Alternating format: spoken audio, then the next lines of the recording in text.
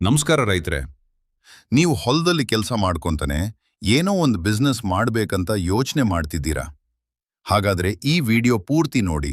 ಒಂದು ಸಿಂಪಲ್ ಆಗಿ ಶೆಡ್ ಒಳಗೆ ಮೇಲೆ ಆಡು, ಕೆಳಗೆ ಕೋಳಿ, 30 ಆಡು 30 ಕೋಳಿ ಸಂಯುಕ್ತ ಸಾಕಾಣಿಕೆ. ಇಂದಿನ ಕಾಲದಲ್ಲಿ ಅತ್ಯಂತ ಲಾಭದಾಯಕ ಮತ್ತು ಸ್ಮಾರ್ಟ್ ಕೃಷಿ ಪದ್ಧತಿಗಳಲ್ಲಿ ಒಂದು. ವಿಶೇಷವಾಗಿ ಮೇಲೆ ಆಡು, ಕೆಳಗೆ ಕೋಳಿ ಶೆಡ್ ಮಾದರಿ 2 ಟೈರ್ ಸಿಸ್ಟಮ್ ಕಡಿಮೆ ಜಾಗದಲ್ಲಿ ಹೆಚ್ಚು ಲಾಭ ಕೊಡುತ್ತದೆ. ಈಗ ಈ ವಿಷಯವನ್ನು ಸಂಪೂರ್ಣವಾಗಿ ಹಂತ ಹಂತವಾಗಿ ವಿವರವಾಗಿ ತಿಳಿದುಕೊಳ್ಳೋಣ. ಆಡುಕೋಳಿ ಸಂಯುಕ್ತ ಸಾಕಾಣಿಕೆ ಸಂಪೂರ್ಣ ಮಾರ್ಗದರ್ಶಿ 1. ಈ ಪದ್ಧತಿಯ ಮಹತ್ವ ಏನು? ಆಡು ಮತ್ತು ಕೋಳಿ ಒಂದೇ ಶೆಡ್ನಲ್ಲಿ ಸಾಕುವುದು ಒಂದು ವಿಜ್ಞಾನಾಧಾರಿತ ಪದ್ಧತಿ.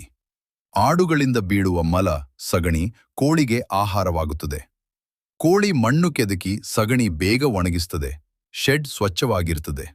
2 ಉದ್ಯಮದಿಂದ ಡಬಲ್ ಆದಾಯ.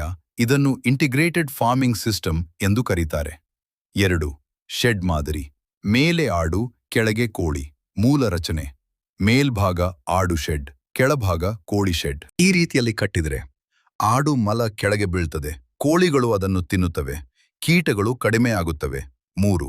ಶೆಡ್ ಕಟ್ಟುವ ವಿಧಾನ: ಅಳತೆ ಸೈಜ್ ಪ್ಲಾನಿಂಗ್. 10 ಆಡು ಪ್ಲಸ್ 100 ಕೋಳಿ ಮಾದರಿ ಆಡುಗಳಿಗೆ.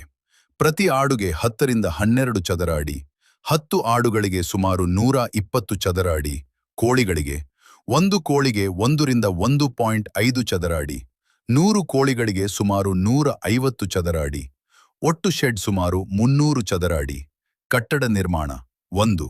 ನೆಲದಿಂದ ಎತ್ತರ ಆಡು ಶೆಡ್. ನೆಲದಿಂದ 6 ರಿಂದ 8 ಅಡಿ ಎತ್ತರ ಇರಬೇಕು. 2. ನೆಲ ಫ್ಲೋರಿಂಗ್. ಮರದ ಕಂಬಗಳು ಅಥವಾ ಬ್ಯಾಂಬೂ. ಗ್ಯಾಪ್ 1 ರಿಂದ 1.5 ಇಂಚು. ಮಲ ಕೆಳಗೆ ಬೀಳಲು ಸಹಾಯ. 3.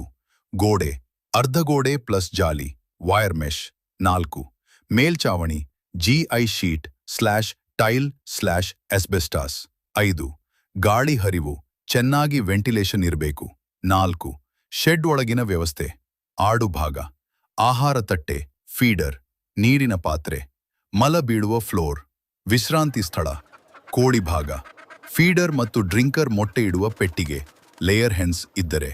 ಕೀಟ ನಿಯಂತ್ರಣ: 5. ಎಷ್ಟು ಎಕರೆ ಜಾಗ ಬೇಕು? ಸಣ್ಣ ಮಟ್ಟದಲ್ಲಿ. ಪ್ರಾಣಿಗಳು ಜಾಗ: 10 ಆಡು ಪ್ಲಸ್ 100 ಕೋಳಿ 0.05 ರಿಂದ 0.1 ಎಕರೆ. 50 ಆಡು ಪ್ಲಸ್ 500 ಕೋಳಿ 0.5 ಎಕರೆ. 100 ಆಡು ಪ್ಲಸ್ 1000 ಕೋಳಿ 1 ಎಕರೆ. ಗಮನಿಸಿ, ಶೆಡ್ ಮಾತ್ರವಲ್ಲ, ಹೊರಗೆ ಮೇವು ಬಡಿಸಲು ಜಾಗ ಬೇಕು. ಯಾವ ಆಡು ಜಾತಿ ಉತ್ತಮ? ಜಮುನಾಪಾರಿ, ಸಿರೋಹಿ, ಬೀಟಲ್. ಸ್ಥಳೀಯ ಜಾತಿಗಳು. ಸ್ಥಳೀಯ ಜಾತಿಗಳು ಹೆಚ್ಚು ಬಾಡಿಕೆ ಇರುತ್ತವೆ. 7. ಯಾವ ಕೋಳಿ ಜಾತಿ ಉತ್ತಮ? ನಾಟಿ ಕೋಳಿ, ಕಂಟ್ರಿ ಚಿಕನ್, ಗಿರಿರಾಜ, ಗ್ರಾಮಪ್ರಿಯ, ಬ್ರಾಯ್ಲರ್ ಮಾಂಸಕ್ಕಾಗಿ. 8. ಆಹಾರ ವ್ಯವಸ್ಥೆ: ಆಡು ಆಹಾರ: ಹಸಿರು, ಮೇವು, ಒಣಮೇವು, ಕಾಳು ಮಿಶ್ರಣ, ಖನಿಜ ಮಿಶ್ರಣ. ಕೋಳಿ ಆಹಾರ: ರೆಡಿ ಫೀಡ್, ಧಾನ್ಯ. ಆಡು ಮಲದಲ್ಲಿರುವ ಕೀಟಗಳು: ಇದರಿಂದ ಆಹಾರ ವೆಚ್ಚ ಕಡಿಮೆ ಆಗುತ್ತದೆ. 9. ಸ್ವಚ್ಛತೆ ಮತ್ತು ಆರೋಗ್ಯ: ಶೆಡ್ ಒಣವಾಗಿರಬೇಕು. ವಾರಕ್ಕೆ 1 ಬಾರಿ ಕ್ಲೀನಿಂಗ್, ಲಸಿಕೆ, ವ್ಯಾಕ್ಸಿನೇಷನ್ ಮಾಡಬೇಕು. 10. ಲಾಭ ಹೇಗೆ ಬರುತ್ತದೆ? ಆಡುಗಳಿಂದ ಮರಿಗಳು ಮಾರಾಟ, ಮಾಂಸಟ. ಕೋಳಿಯಿಂದ ಮೊಟ್ಟೆ ಕೋಳಿ ಮಾರಾಟ. 2 ಮೂಲಗಳಿಂದ ಆದಾಯ ಬರುತ್ತದೆ. 11. ವೆಚ್ಚ ಅಂದಾಜು: ಆರಂಭಿಕ ವೆಚ್ಚ, ಅಂಶ, ವೆಚ್ಚ. ಶೆಡ್ ನಿರ್ಮಾಣ 50,000 ರೂಪಾಯಿಯಿಂದ 2 ಲಕ್ಷ ರೂಪಾಯಿವರೆಗೆ. ಆಡುಗಳು 3,000 ರೂಪಾಯಿಯಿಂದ 8,000 ರೂಪಾಯಿವರೆಗೆ. ಪ್ರತಿ ಕೋಳಿಗಳು 50 ರೂಪಾಯಿಯಿಂದ 150 ರೂಪಾಯಿವರೆಗೆ. ಪ್ರತಿ 12. ಲಾಭ ಅಂದಾಜು: 1 ವರ್ಷದಲ್ಲಿ ಆಡು ಮರಿಗಳು 50,000 ರೂಪಾಯಿವರೆಗೆ. ಕೋಳಿ ಮೊಟ್ಟೆ /ಮಾಂಸ 1 ಲಕ್ಷ ರೂಪಾಯಿವರೆಗೆ. ಒಟ್ಟು ಲಾಭ 1.5 ಲಕ್ಷ ರೂಪಾಯಿವರೆಗೆ.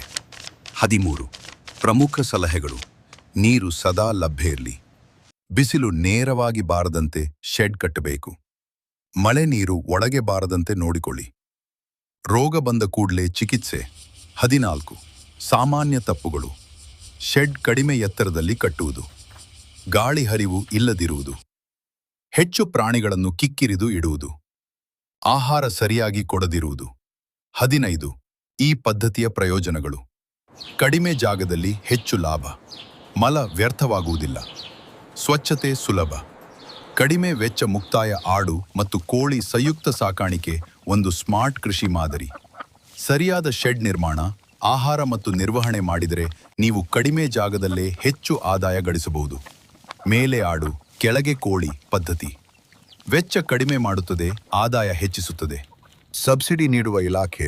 ಮೇಕೆ ಮತ್ತು ಕೋಳಿ ಸಾಕಾಣಿಕೆಗೆ ಸಬ್ಸಿಡಿ ನೀಡುವ ಪ್ರಮುಖ ಇಲಾಖೆಗಳು: ಪಶುಸಂಗೋಪನಾ ಇಲಾಖೆ, ಕೃಷಿ ಇಲಾಖೆ, ಜಿಲ್ಲಾ ಕೈಗಾರಿಕಾ ಕೇಂದ್ರ, ಡಿಐಸಿ, ನಬಾರ್ಡ್. ಸಹಾಯ ಯೋಜನೆಗಳು. ಅರ್ಜಿ ಸಲ್ಲಿಸುವ ವಿಧಾನ. 1. ಯೋಜನೆ ಆಯ್ಕೆ.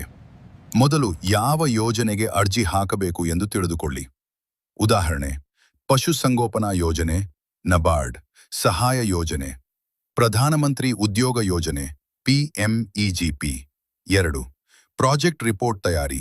ಶೆಡ್ ನಿರ್ಮಾಣಕ್ಕೆ ಸಂಪೂರ್ಣ ಯೋಜನೆ ತಯಾರಿಸಬೇಕು. ಎಷ್ಟು ಮೇಕೆಗಳು/ಕೋಳಿಗಳು ಸಾಕಬೇಕು. ಶೆಡ್ ಗಾತ್ರ ಮತ್ತು ವಿನ್ಯಾಸ ಖರ್ಚಿನ ಅಂದಾಜು. ಲಾಭದ ಲೆಕ್ಕಾಚಾರ. ಇದು ಬಹಳ ಮುಖ್ಯ. ಬ್ಯಾಂಕ್ ಮತ್ತು ಸರ್ಕಾರ ಈ ರಿಪೋರ್ಟ್ ಆಧಾರವಾಗಿ ಸಬ್ಸಿಡಿ ಕೊಡುತ್ತಾರೆ. 3. ಬ್ಯಾಂಕ್ಗೆ ಅರ್ಜಿ.